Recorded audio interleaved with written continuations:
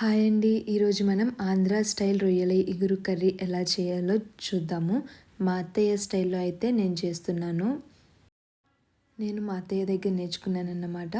So, first అయితే రొయ్యల్ని బాగా clean చేసేసుకోవాలి.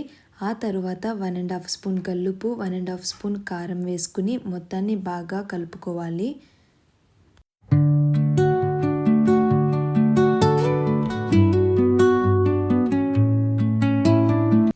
ఒక బాండ్లీ తీసేసుకుని అందులోనికి కొంచెం ఆయిల్ వేసుకుని మనం మ్యారినేట్ చేసుకున్న రొయ్యలు వేసుకుని రొయ్యలు ఆగిలేసుకోవాలన్నమాట.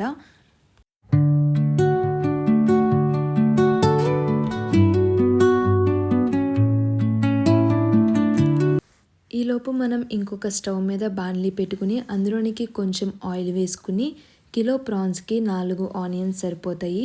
ఆనియన్స్ని ఇలా ఫ్రై చేసుకోవాలి. 5-6 పచ్చిమిర్చి వేసుకుని ఫ్రై చేసుకోవాలి. మనకి ఆగిలు కూడా అయిపోయాయి, రొయ్యలు అయితే రెడీ అయిపోయాయి. ఉల్లిపాయ త్వరగా మగ్గడానికి కొంచెం సాల్ట్, కొంచెం పసుపుని వేసుకుని మిక్స్ చేసుకోవాలి. మొత్తాన్ని కదిపిన తర్వాత అందులోనికి ఆగిలేసుకున్న రొయ్యలను కూడా యాడ్ చేసేసుకోవాలి. ఒక 2 స్పూన్స్ అల్లం వెల్లుల్లి పేస్ట్ వేసుకుని బాగా కదపాలి. ఈలోపు మనం గ్రేవీకి అయితే పేస్ట్ని రెడీ చేసేసుకుందాము. ఒక మిక్సీ జార్ తీసుకుని అందులోనికి 1 స్పూన్ ధనియాలు, 1/2 స్పూన్ జీలకర్ర, 4 జీడిపప్పు, కొంచెం గసగసాలు, 4 లవంగాలు, 2 ఇలాచి, చిన్న చెక్క ముక్క వేసుకుని ఇలా పేస్ట్ లాగా చేసుకోవాలి. అలానే ఈ కర్రీలోనికి ఒక 1½ స్పూన్ కారం, కొంచెం తగినంత సాల్ట్ వేసుకోవాలి.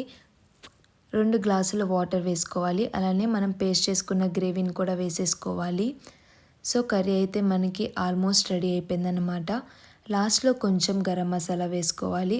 అలానే స్టవ్ ఆఫ్ చేసే ఒక 2 మినిట్స్ ముందు కొంచెం కొత్తిమీర వేసుకోవాలి. సో మనకైతే గుమగుమలాడే రొయ్యల ఇగురు కర్రీ రెడీ అయిపోయిందన్నమాట. మీరు కూడా ఒకసారి తప్పక ట్రై చేయండి. ఎలా వచ్చిందో టేస్ట్ కమెంట్లో చెప్పండి. వీడియో నచ్చినట్లయితే లైక్ చేయండి, షేర్ చేయండి అండ్ సబ్స్క్రైబ్ చేయడం మాత్రం మర్చిపోవద్దు. Thank you.